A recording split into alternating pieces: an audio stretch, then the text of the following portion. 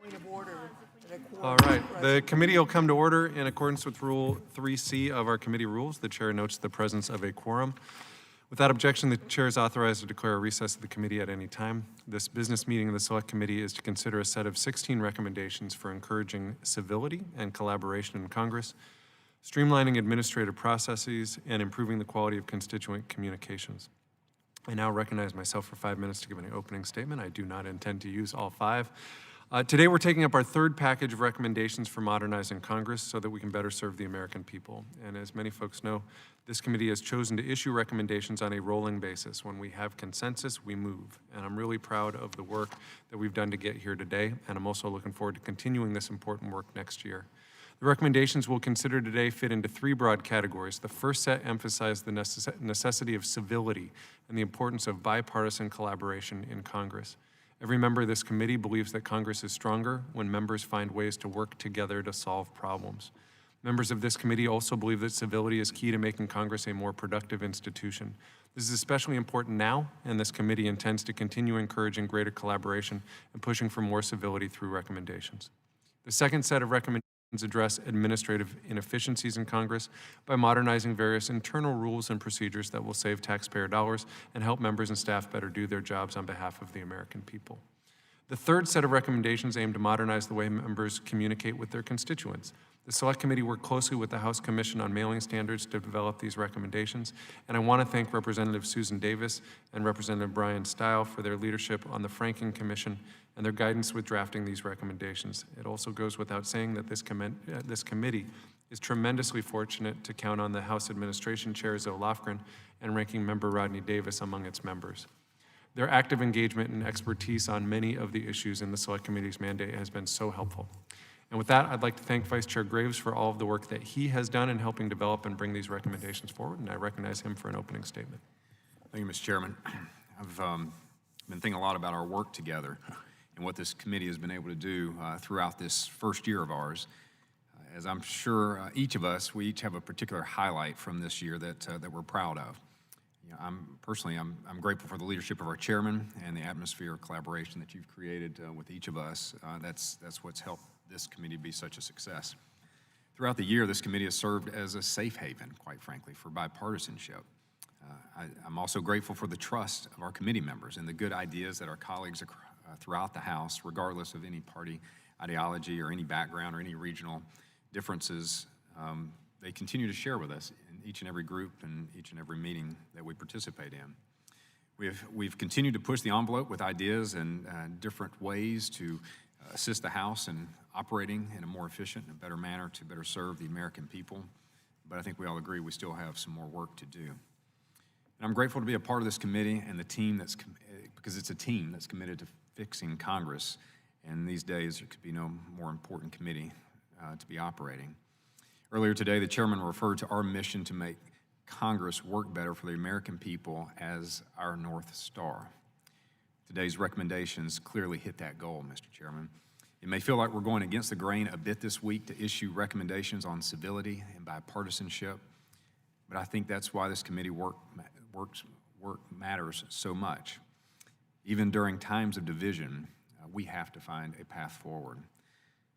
Today, we're giving the House a roadmap. It's a bit of a roadmap for a brighter future. And Mr. Chairman, I thank you for your work on it and for how you've led this committee throughout the year, and look forward to the next year and what we can accomplish together. Thank you. I appreciate the words of the Vice Chair. I'd also like to recognize the hard work that all of the members of this committee have done to pull these recommendations together. We are incredibly fortunate to work with an engaged group, and I appreciate the time they've taken to really drill down into these issues and to fully participate in drafting another great set of recommendations. And before moving on to votes, I want to see if any members of our committee would like to offer general comments or to speak about any of the recommendations that we're taking up today. Seeing no such desire, if there are no further comments or questions, I now move to vote on the recommendations contained in the committee materials provided to the members. In order to expedite consideration of these recommendations, I ask unanimous consent for en bloc consideration of recommendations 1 through 4, having to do with encouraging civility and collaboration. Without objection, so ordered, I now call on the clerk to read recommendations 1 through 4. Recommendation 1, create a bipartisan, members-only space in the Capitol to encourage more collaboration across party lines. Recommendation 2, institute biennial bipartisan retreats for members and their families at the start of each Congress. Recommendation 3, update committee policies to increase bipartisan learning opportunities for staff. Recommendation 4, establish bipartisan committee staff briefings and agenda-setting retreats to encourage better policymaking and collaboration among members. With that, all in favor of recommendations 1 through 4, say aye. Aye. All those opposed to recommendations 1 through 4, say no. In the opinion of the chair, 2/3 being in the affirmative, the ayes have it. I now ask unanimous consent for en bloc consideration of recommendations 5 through 9 having to do with streamlining administrative processes. Without objection, so ordered. I now call on the clerk to read recommendations 5 through 9. Recommendation 5, update House procedures to allow members to electronically add or remove their name as a bill co-sponsor. Recommendation 6, require members to undergo emergency preparedness training to ensure our government is fully prepared in the event of a crisis. Recommendation 7, identify ways the House and Senate can streamline purchases and save taxpayer dollars. Recommendation 8, encourage House-wide bulk purchasing of goods and services to cut back on waste and inefficiency. Recommendation 9, update travel expenditure policies to improve efficiencies and boost accountability and transparency. All in favor of recommendations 5 through 9, say aye. Aye. All those opposed to recommendations 5 through 9, say no. In the opinion of the chair, 2/3 being in the affirmative, the ayes have it. I now ask unanimous consent for en bloc consideration of recommendations 10 through 16 having to do with modernizing and revitalizing House technology and communications involving House technology. Without objection, so ordered. I now call on the clerk to read recommendations 10 through 16. Recommendation 10, consolidate the regulations governing member office communications, including digital communications, into one easy-to-find place. Recommendation 11, rename the House Commission on Mailing Standards, also known as the Franking Commission, the House Communication Standards Commission, to reflect 21st century communications.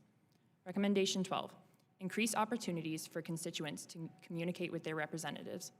Recommendation 13, increase accountability and tracking for all member-sponsored mail. Recommendation 14, allow for faster correspondence between representatives and their constituents.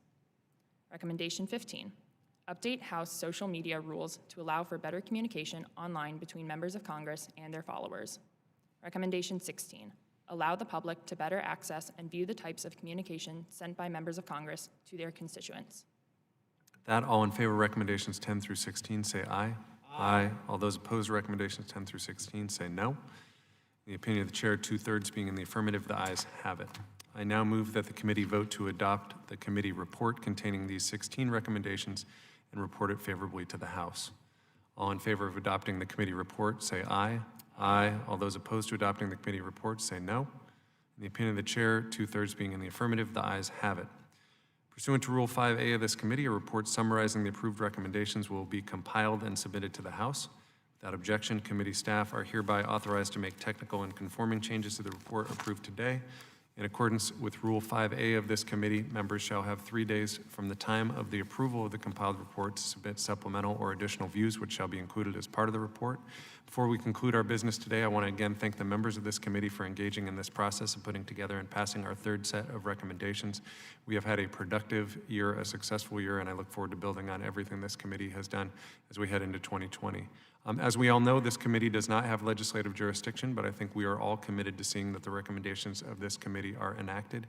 As with our first 2 sets of recommendations, I plan to introduce legislative text to effectuate the recommendations voted on today, and I invite all members of this committee to sign on as co-sponsors. Before we adjourn, I also want to thank our committee staff and the clerk and everyone for being flexible with regard to scheduling. I know the vote schedule